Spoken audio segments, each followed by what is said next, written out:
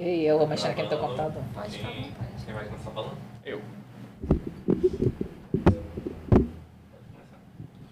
Então, boa tarde, né? Estamos aqui juntos mais uma vez para mais uma roda de conversa.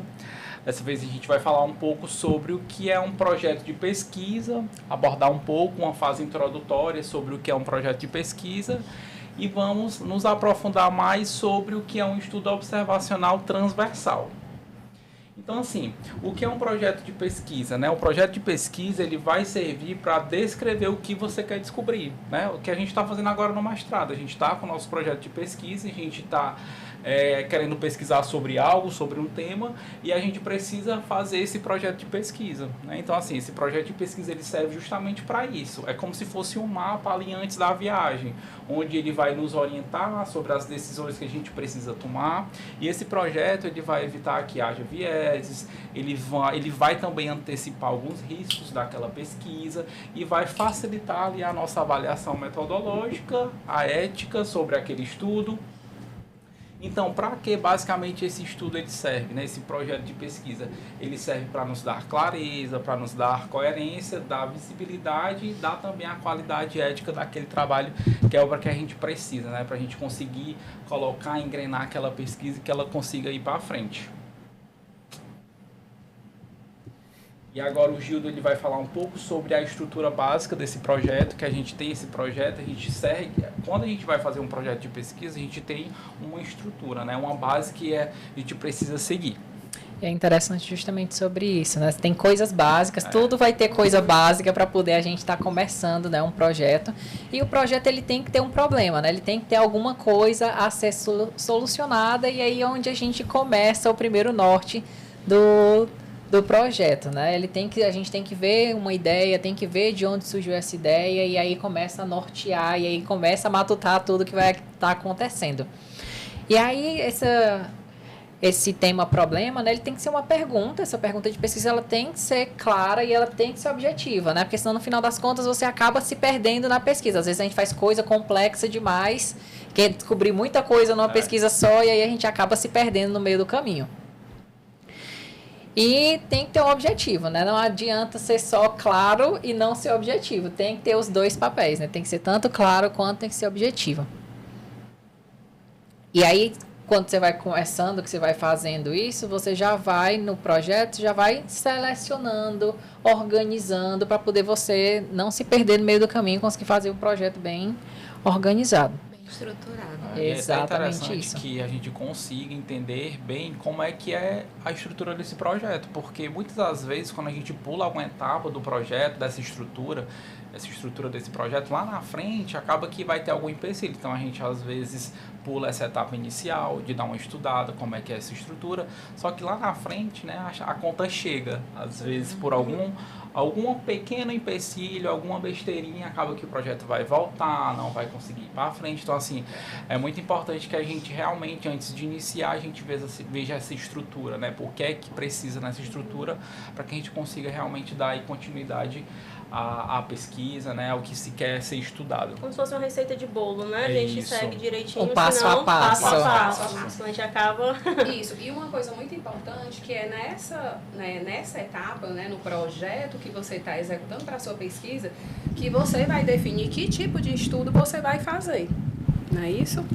Isso é interessante também, que você precisa ver se vai valer a pena, né? Tipo, iniciar essa pesquisa, como é que ela tá, já dei uma olhada em outros materiais, realmente isso vai valer a pena, tá dentro do escopo para que assim a gente tenha esse segmento. Então tem que ver tudo isso para poder ver o quanto vale a pena, né? Tá fazendo essa pesquisa. E aí a gente pula para outras partes que a gente estava falando da receita de bolo, né? Que aí já entra a metodologia, que aí é todo um passo a passo, né? O tipo de estudo, a amostra, os critérios, como vai ser essa coleta de dados, onde vai ser organizado, para que assim você acabe não se perdendo.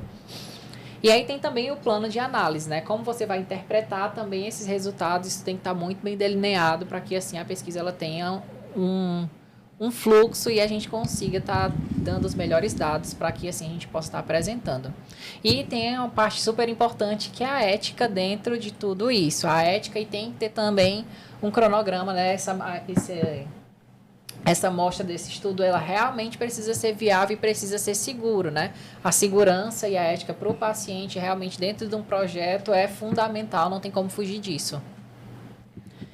E aí, agora a Karine vai dar uma palavrinha para a gente sobre a parte do estudo observacional transversal. Eu vou começar falando de algo bem didático para vocês entenderem o que é um estudo observacional transversal. Vamos pensar que como um fotógrafo, né? O estudo transversal ele vai ser aquele único flash, né? Aquela única captura de foto, né? Ou seja, o fotógrafo está ali, ele vai capturar uma imagem de uma imagem instantânea num determinado momento específico. Então, esse é um estudo transversal. Ele não vai contar sobre a história do paciente, nem vai contar o que vai acontecer no futuro. É somente aquilo que está acontecendo agora. Certo? Eu vou dar um exemplo, né? Digamos que uma equipe de pesquisadores, né, desejam saber a prevalência de cárie de crianças de 7 anos de idade. O que é que eles vão fazer? Eles vão lá numa escola, uma determinada cidade específica, e eles vão examinar a boca das crianças e ver ali quantas tem cárie e quantas não tem.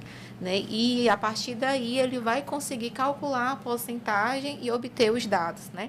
Então, é uma foto rápida e precisa da situação. Certo? Não é como nos outros estudos, que é um pouco mais elaborado, né? Que estudos de 5, 10 anos que precisam obter resultados ao longo desse tempo. Né? E vamos falar um pouquinho das vantagens, né? A nossa amiga Neuza vai falar um pouquinho das vantagens desse estudo.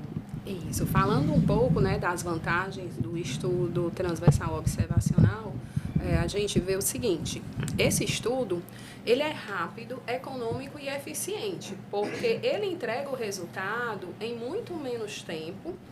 A gente não tem uma logística muito grande, né, para estar disponibilizando esses resultados. E a gente, quando fala de eficiente, é exatamente por isso, porque ele nos dá o resultado em um curto período de tempo muito pequeno.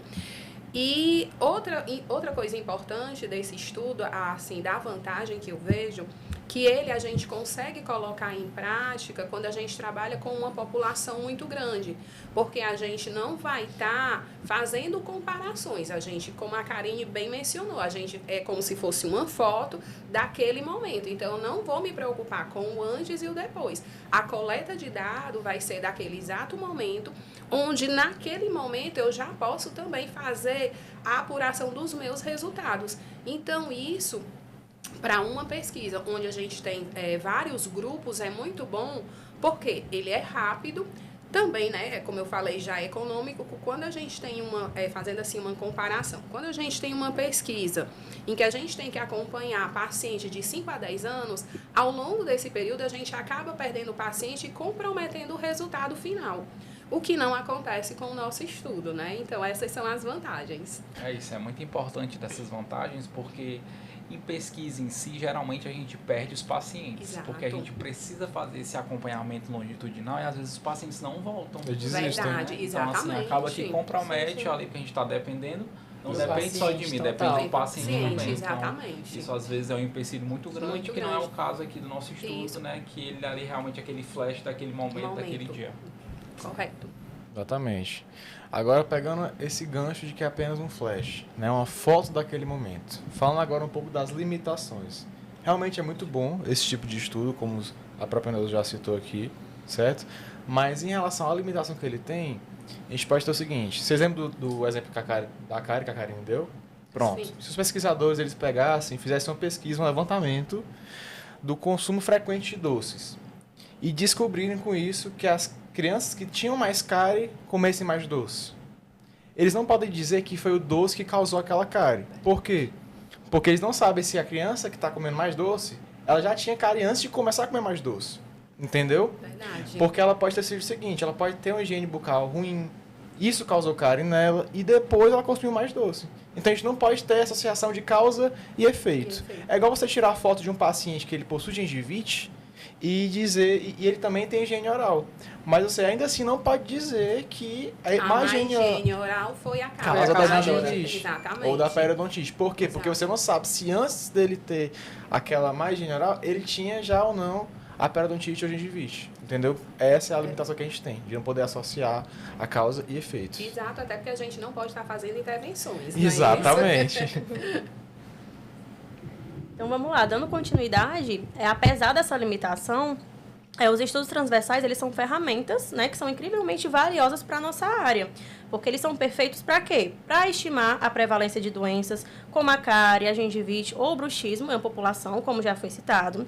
Ele avalia também a necessidade de tratamentos. Por exemplo, qual a porcentagem de adolescentes que precisa de aparelho ortodôntico em uma cidade? Gera hipótese também que podem ser testadas por outros tipos de estudo, como as longitudinais, que são casos, né, são mais complexas, elas são mais caras. E faz também com que as pessoas abram os olhos para planejar políticas públicas de saúde bucal, em nível municipal, estadual, pois fornece uma visão clara das necessidades atuais da população. Então, a próxima vez que você ouvir um dado sobre a prevalência de doenças bucais em uma determinada comunidade, ou então sobre o acesso a serviços odontológicos, é bem provável que essa informação tenha vindo de um estudo transversal, porque ele é uma fundação sobre a qual muitas pesquisas maiores são construídas. É, como a gente citou, né, um flash de informações que ilumina o caminho para um sorriso mais saudável para todos. É isso. E é isso.